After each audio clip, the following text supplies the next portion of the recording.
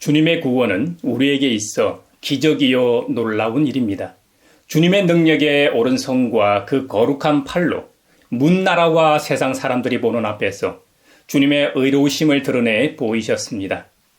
구약시대 이스라엘 백성들에게 베푸신 인자하심과 성실하심으로 인해 땅끝에 있는 모든 사람들까지도 우리 하나님의 구원하심을 볼 수 있었습니다. 구약시대에는 레반트 지역에 위치한 아주 작은 나라 이스라엘에게만 이 구원을 베푸셨다면 전 인류를 위해 구원을 베푸시기 위해 주님께서 친히 이 땅에 내려오셨습니다. 이것을 우리 그리스도 교회에서는 성육신하신 하나님, 우리와 같은 피조물의 형상을 하시고 오신 아기 예수님으로 오셨다고 말합니다. 교회에서는 이날을 기념하기 위해 성탄절이라고 하고 일반적으로는 크리스마스라고 부르죠. 크리스마스는 메시아라는 히브리어 말 마시아흐를 헬라어로 번역한 크리스토스에서 왔습니다. 그 뜻은 기름 부음 받은 자라는 의미입니다. 기름 부음 받은 자라는 말은 많이들 들어보셨죠? 그리스도, 메시아, 크리스토스, 크라이스트 이 등은 다 같은 의미입니다. 크리스마스는 크라이스트와 이 마스의 이 합성어입니다. 앞서 설명한 대로 크라이스트는 메시아라는 히브리어 마시아어를 헬라어로 번역한 크리스토스를 영어로 다시 번역한 말이죠. 마스는 라틴어 미사에서 유래했습니다. 초기 교회에서는 성찬례를 포함한 예배를 미사라고 했습니다. 물론 지금 가톨릭에서는 지금도 미사라고 하죠. 그러니까 크리스마스는 그리스도 우리 주님을 예배하는 것이라고 정의할 수 있습니다. 크리스마스를 줄여서 엑스마스라고도 하는데요.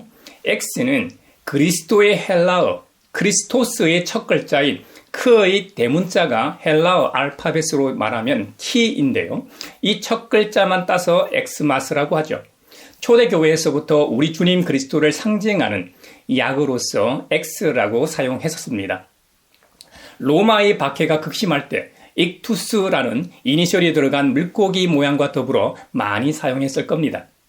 또 노엘이라는 말도 있죠. 노엘은 크리스마스의 프랑스어입니다. 우리가 아주 은혜롭게 부르는 성탄 찬송 중에 찬송가 123장 저들밖에 한밤중에라는 찬송이 있죠. 그 후렴에 노엘이라는 말이 4번이나 중복되고 있습니다. 사랑하는 믿음의 형제자매 여러분, 크리스마스의 진정한 가치는 하나님이 인간의 몸을 입고 우리 가운데 찾아오신 사건, 바로 성육신을 기억하는 데 있습니다. 세상 사람들처럼 단순한 축제여서는 안 됩니다. 창조주 하나님을 거역하고 창조의 질서를 훼손한 인류 구원을 위해 주권적으로 찾아오신 창조주 하나님을 기억하며 예배하는 날이어야 합니다. 이사야 52장에서는 메시아로 오시는 주님을 노래하기를 7절 이하입니다. 놀랍고도 반가워라. 희소식을 전하려고 산을 넘어 달려오는 저 발이여. 평화가 왔다고 외치며 복된 희소식을 전하는구나. 구원이 이르렀다고 선포하면서 시온을 보고 이르기를 너의 하나님께서 통치하신다 하는구나. 성을 지키는 파수꾼들의 소리를 들어보아라. 그들이 소리를 높여서 기뻐하며 외친다. 주님께서 시온으로 들어오실 때에 오시는 그 모습을 그들이 직접 눈으로 볼 수 있을 것이다. 너희 예루살렘의 황폐한 곳들아 함성을 터뜨려라. 함께 기뻐 외쳐라. 주님께서 당신의 백성을 위로하셨고 예루살렘을 속량하셨다. 주님께서 모든 이방 나라들이 보는 앞에서 당신의 거룩하신 능력을 드러내시니 땅끝에 있는 사람들은 모두 우리 하나님의 구원을 볼 것이다. 아멘. 이 구절은 전형적인 찬양시의 형식입니다. 이스라엘을 향한 구원을 이미 이루시고 시온을 통치하시는 여호와 하나님의 모습을 생생하게 그리고 있죠. 7절에서는 기쁜 소식을 전하기 위해 막 달려오는 전령의 모습은 놀랍고도 반가워라. 희소식을 전하려고 산을 넘어 달려오는 저 발이여라며 벅찬 감격으로 선언하고 있습니다. 그가 달려와서 전하는 말은 시온의 모든 고생이 이제 끝났다는 겁니다. 너희의 하나님께서 통치하신다고 선언하면서 고난과 역경, 모든 환란이 끝났음을 알리고 있죠. 이 말은 당시 지배자였던 바벨로니아의 시대는 이제 끝났음을 알립니다. 여호와 하나님께서 직접 다스리시는 평화의 시대가 도래했음을 알리는 환희의 선언입니다. 8절은 전령이 달려온 후 뒤이어 오시는 여호와 하나님께서 예루살렘에 입성하시는 모습을 파수꾼이 먼저 보고 기쁨의 감격으로 성 안의 백성들에게 기쁜 소식을 전하는 장면을 묘사하고 있죠. 이러한 묘사는 하나님의 구원이 눈앞에서 일어날 구체적인 역사임을 더욱 생생하게 보여줍니다. 그리고 9절과 10절에서 이사야 선지자는 현재의 상황에서 이스라엘이 어떻게 해야 할지를 말하고 있습니다. 예루살렘은 아직 황폐한 이 상황입니다. 앞으로 더 나아질 것 같지 않은 상태입니다. 아무 희망도 없고 이보다 더 나빠질 수 없는 상황입니다. 하지만 선지자가 바라본 현재 예루살렘의 상황은 왕 되신 하나님의 입성을 알리는 전령이 이미 들어와 있고 파수꾼이 오시는 여호와 하나님의 모습을 보고 기쁜 소식을 이미 전한 상황입니다. 이제 예루살렘은 이곳에 오신 주님을 영접하고 그가 이방 나라 앞에서 능력을 드러내심을 바라보아야 합니다. 기뻐하고 땅끝 백성들과 함께 하나님의 구원의 역사를 즐거이 바라보기만 하면 됩니다. 우리가 성경을 통해 알듯이 주님의 계시와 예언은 말씀대로 이 인류의 역사 가운데 그대로 성취되었습니다. 그러므로 우리도 하나님의 구원의 역사를 바라보며 즐거이 믿음 생활을 이어갑시다. 히브리서 1장에서도 하나님께서는 아들을 통하여 말씀하신다고 거듭 강조하고 있습니다. 하나님께서 옛날에는 예언자나 선지자들을 통하여서 여러 가지 방법으로 이스라엘 사람들에게 말씀하셨습니다. 하지만 마지막 날에는 오직 아들을 통하여 우리에게 말씀하신다는 겁니다. 누구요? 아들을 통해서요. 이스라엘 사람들은 모세나 구약의 선지자들을 숭배하진 않았지만 그에 못지않게 절대적으로 신뢰하고 믿었습니다. 그들이 남긴 모세오경이나 역사서, 예언서들은 삶의 기준이요 신앙의 잣대였습니다. 우리도 전통을 얼마나 중시합니까? 특히 유학을 숭배하던 조선 사회를 한번 보십시오. 육아의 나라라고 일컬을 정도로 왕보다도 공자, 맹자, 노자 이런 사람들의 말을 더 신뢰했습니다. 그 당시의 백성들의 목소리보다 조선시대의 각 시대의 목소리보다 사서 삼경에 나오는 유학의 가르침을 따라 나라를 운영했습니다. 원조인 중국보다도 유학 사상이 잘 구현된 곳이 조선이었습니다. 조선이 망하고 대한민국이 건립된 지 100년이 넘었는데도 아직까지도 우리 사회에는 유학 사상이 남아있고 어떤 부분에서는 그것이 아직도 지배하고 있다고 해도 과언이 아닙니다. 우리 사회처럼 이스라엘 사회에서도 마찬가지였습니다. 현재의 모습을 보면 이스라엘은 우리보다 더하면 더했지 덜하지 않을 겁니다. 우리야 조선시대로부터 몇백 년 안 됐죠. 그런데 이스라엘은 수천 년의 세월 동안 모세오경을 절대 기준으로 삼고 있죠. 그래서 땅을 잃고 전 세계로 뿔뿔이 흩어졌다. 2000년 만에 성경의 근거에, 바로 이 성경의 근거에 다시 레반트 지역으로 돌아와 1948년 5월 14일에 건국하기에 이릅니다.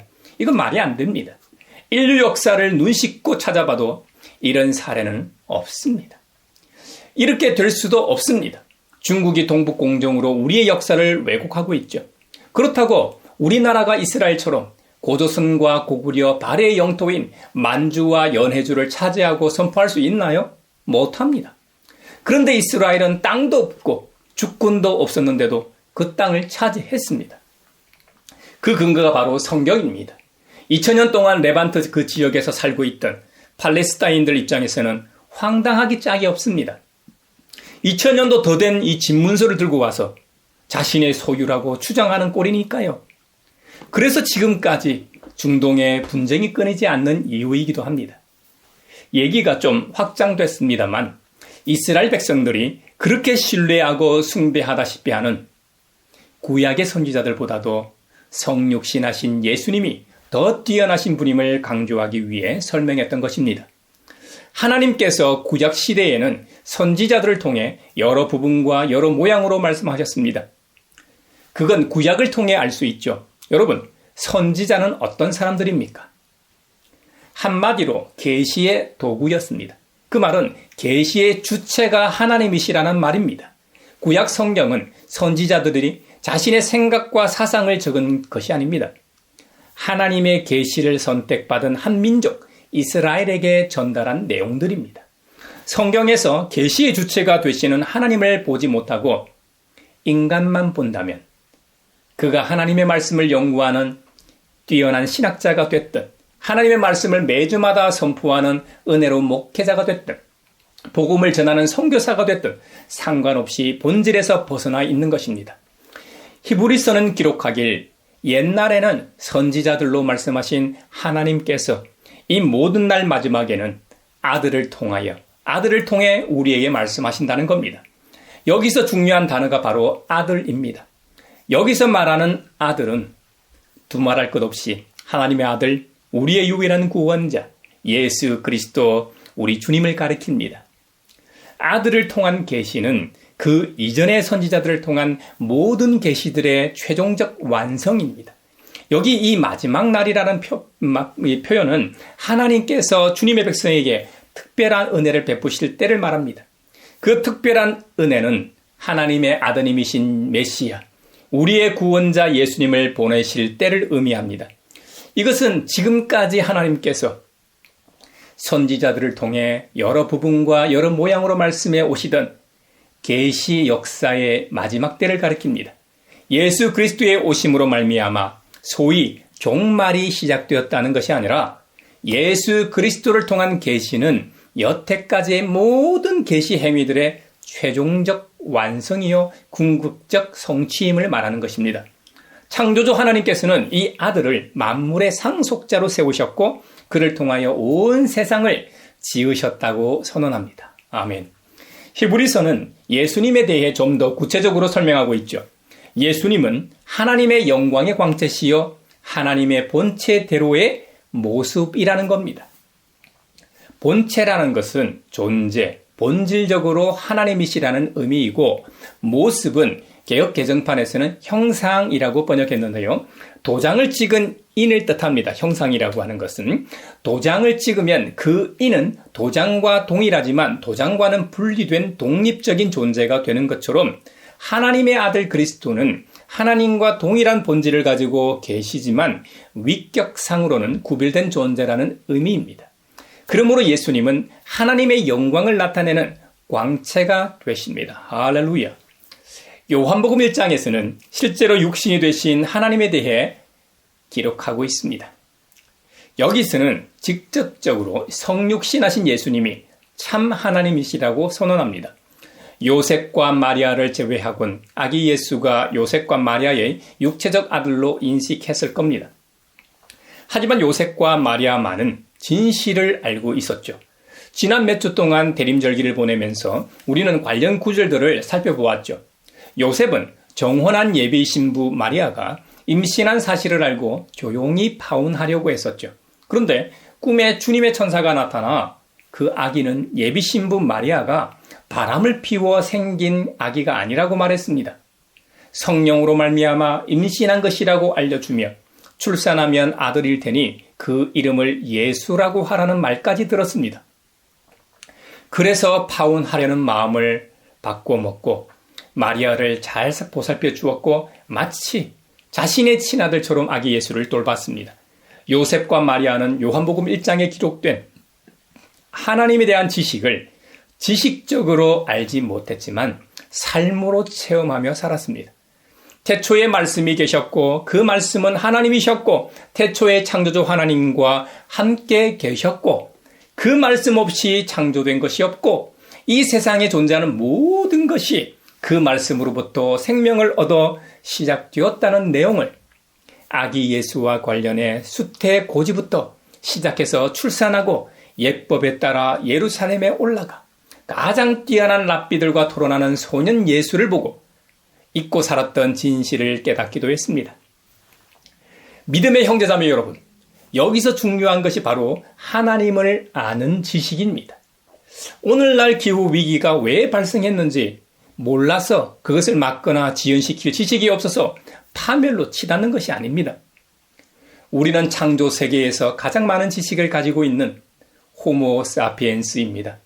더구나 요즘은 AI 인공지능으로 인해 지식의 보편화 시대에 살고 있습니다.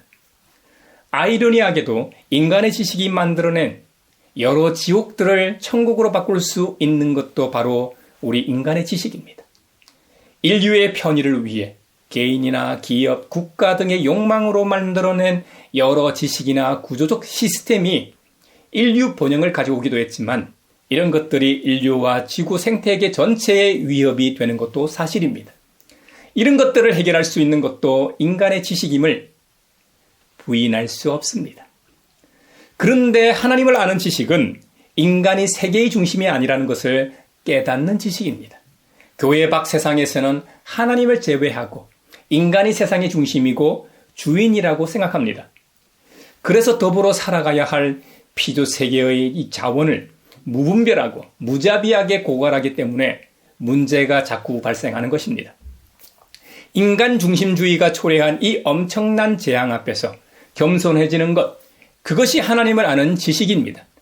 호모 사피엔스, 호모 데우스로 잘 알려진 세계적인 석학, 유발 하라리도 21세기를 위한 21가지 재현에서 더 나은 오늘은 어떻게 가능한가 해서 겸손을 그 하나로 재현했습니다. 성경은 하나님을 아는 지식만이 불가능한 가능성이라고 말합니다. 이리와 어린 양이 표범이 새끼 염소와 어떻게 함께 할 수 있습니까? 어떻게 함께 먹고 함께 누우고 함께 살 수 있습니까? 송아지와 어린 사자와 살찐 짐승이 어떻게 함께 뛰어놀 수 있습니까? 암소와 곰이 어떻게 친한 벗이 됩니까? 젖 먹는 아이가 독사굴에 어떻게 장난치며 놀 수 있습니까? 비현실적이고 불가능한 일입니다. 그래서 하나님을 아는 지식은 비현실적인 현실성이고 불가능한 가능성이라고 말하는 것입니다. 성경에서는 이것을 믿음이라고 말합니다. 믿음. 히브리서 저자가 말한 것처럼 믿음은 바라는 것들의 확신이요, 보이지 않는 것들의 증거인 것이죠. 할렐루야. 믿음 없이는 우리들의 경험과 상식과 예측을 뛰어넘는 전적으로 새로운 세계를 바라볼 수도 없고 꿈꿀 수도 없고 만들 수도 없습니다. 성탄절이야말로 불가능한 가능성입니다. 전능하신 창조주 하나님이 인간이 되셨다. 그 주님이 이 세상에 오셨다는 것은 불가능한 일입니다.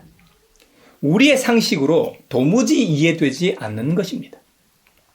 그것도 베들레헴 산골 마을에서 생물학적으로 정자와 난자의 수정 없이 태어났다는 것은 더더욱 이해할 수 없습니다. 게다가 성인이 되고 나서 가장 왕성한 시기인 30대 초반에 십자가 처형으로 생을 마감했다는 것은 또 있을 수 있는 일일까요? 어떻게 하나님의 피조물인 인간에 의해 십자가에서 죽을 수 있단 말입니까?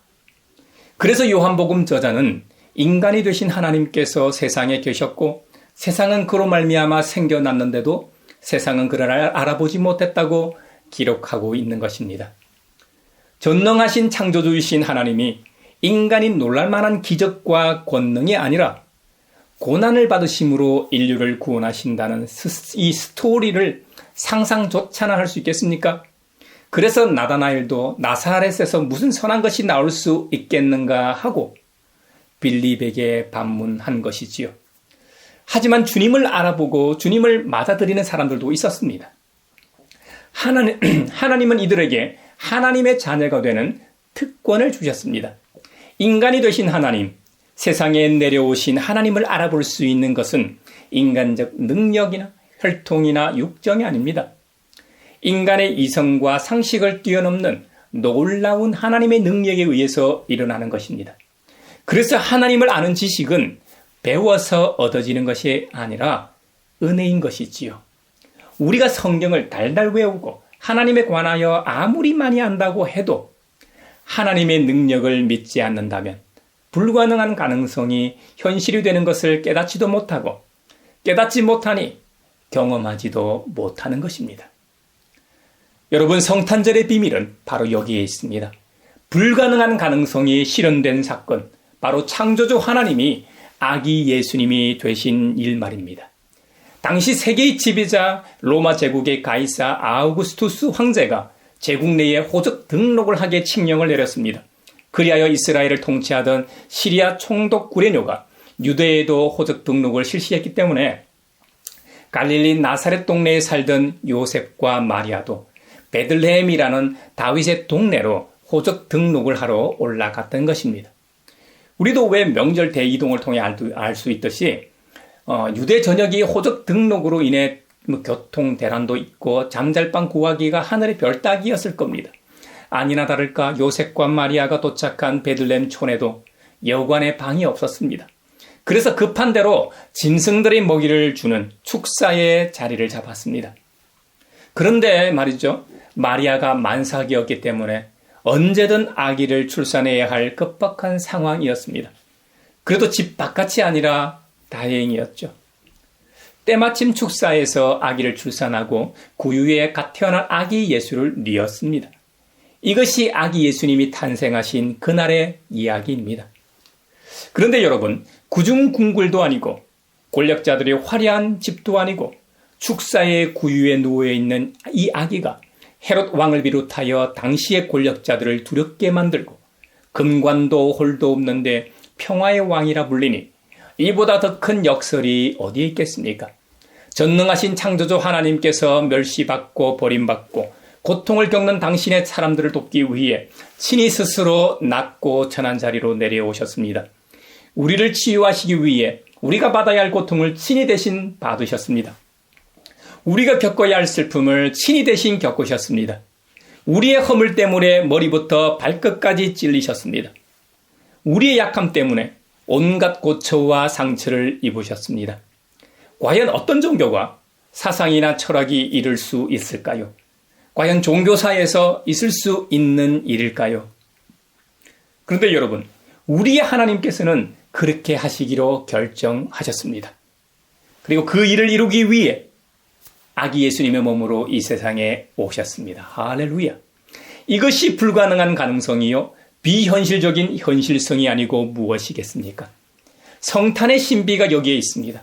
절대자가 상대적 존재가 되고 영이 몸이 된 이 엄청난 사건을 뭘로 설명할 수 있겠습니까? 이 날이 바로 성탄절입니다. 우리 주님은 자기를 낮추심으로써 더 이상 낮아질 곳이 없는 사람들, 밑바닥까지 내려간 사람들 가운데 한 사람이 되셨습니다. 이 우주에서 가장 큰 폭으로 낮아지심으로써 구원을 이루셨습니다. 그리고 저와 여러분의 구원을 이루셨습니다. 메리 크리스마스. 메리 크리스마스. 행복하고 은총의 크리스마스 되길 바랍니다.